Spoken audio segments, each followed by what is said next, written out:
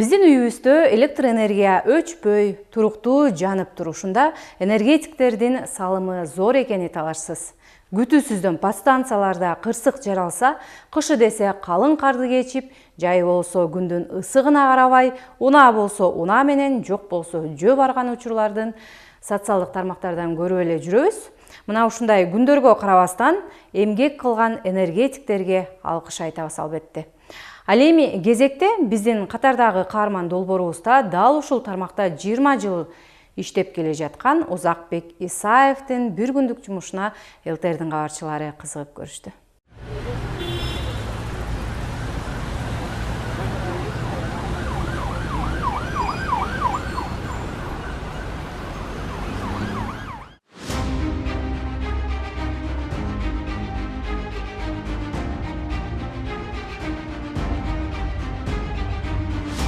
Батыш райондук электр тармагында иштегениме 26 жылдан бери иштеп атам.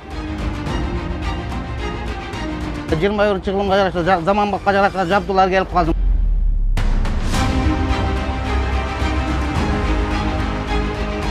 Бизде скорый помощь болгондо жумуш. Үйдө отурсак телефон чалгандан кийин сразу жетип келип, 1 сааттын ичинде чыгып кетмей жумушка. Электр энергиясын экономдоп колдонуп, бизге жеңилдеп болот эле ошо. Мен ушул Батыш райондук электр тармагында иштегениме 26 жыл болду. Иштеген күнүгө ушундай эле саат 7ден кечки саат 5ке чейин иштейбиз. Авария чыгып калса, аварияларга 5тен кийин да чыгып кетебиз. Анан азыр кабинетке бригада менен кирип иш тапшырмаларын алабыз. Ошол кайсы жумуштарды жасай турчуларды бригада менен кошо киребиз.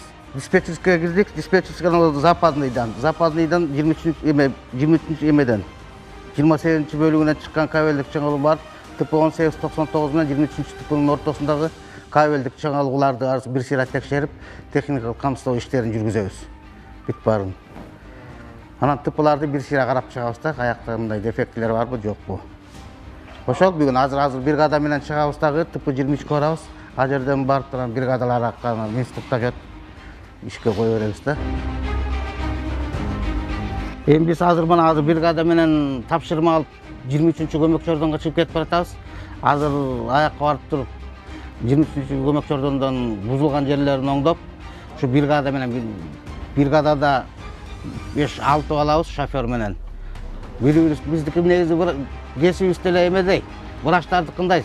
Эмелер бирөө алып берип турат, бирөө жасап турат, бирөө бир жагын кылып турабыз да, ассистент болмойчу иш болбойт. Бул жигит болсо ошо производителер болот, бул кыргызча бригадирбиз да. Мен буга заданияны берем, бул бала заданияны мындан инструктаж өтүп буга берем, бул бала болсо бригада члендерге инструктаж өтүп, иш коопсуздугун сактап жумуш алып барабыз да. Ушул бригадада иштейбиз. Биздики жумуш майрам күндөрү, выходной күндөрү эч жакка чыкмай жок, үйдө отурабыз, звонок келери менен анан кайра жумушка чыгабыз аварияга. Мына мисалы көчөгө чыгып барып келдик, көчө саат 12ге чейин иштедик. Авария болуп, биз чыкпасак, биякта светтер, элдер свети жок калат. Мисалы бир ТПда эле кабель өлсө, где-то бир 50 түтүндөй үй свети жок калат да. Ошондуктан биздики скорый помощьтой эле.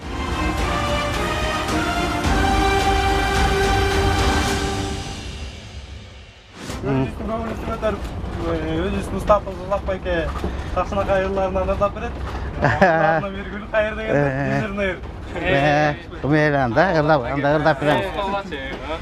Ысык көлү сага барам деп, ырыска бүтсө жагар деп, ойлогон эмес экенмин, ошондо эле сени табам деп.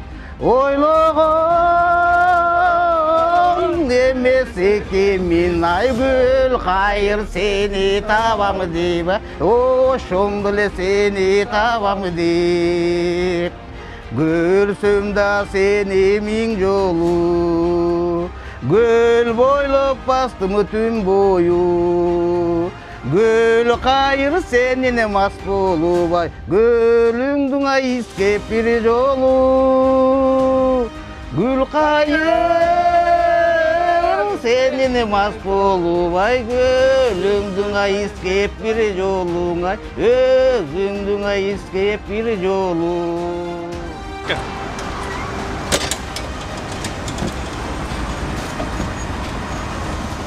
мындан бир 10-15 жылга караганда азыркы техникалык абалдар жакшы, жаңырып атат. Мурун болсо бүт эме эски абалда болчу да. Азыр бүт баары жаңырып, мына жаңы шкафтарды алмаштырып, кабелдерин бүт баарын алмаштырабыз, кондиционер аппараттарын жаңыртып. Анан биздин азыр иштеген аппараттарыбыз да азыр жаңы. Мурун смола менен, цинк менен иштесек, азыр бүт баары жана көрсөткөндө жанагы полжун өлтөртүп, эми анында десяткалары бар да. СТП деп койсоң, даяр эле. Газ менен ызытып эле анан кошуп кетебиз да. Бирок биз 6 дем ош күндөрү, майрам күндөрү дагы 2 бригада бар, 2 бригада бирден очередтен туруп дежурить этебиз. 19 деген ачтыңыз? Бул кел, ачкыч менен. Сиптер тартылып жакшы болуп калды. Мурун бетинде зым болчу да, алюминий зым. Ал шамал болсо, бир болсо чабышып, замкать этип, кабелдер көп кыргычу да, трансформаторлар. Азыр Кудайга шүгүр акылдуу счетчиктерди да коюп да, нагрузкалар азайып калды да. Азыр кичине жакшы. Ар бир үйдө азыр чыңалуусын алып атса, өзүнүн берген эмесинен ашып кетсе, сразу ошо эсептештен өчүп калат да.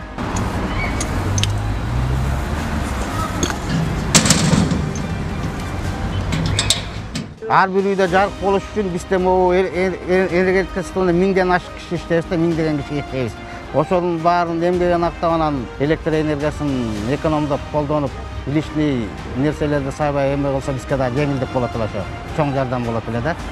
Мына 642 көмөкчөрдөн болсо азыр өчүп калыптыр дейт.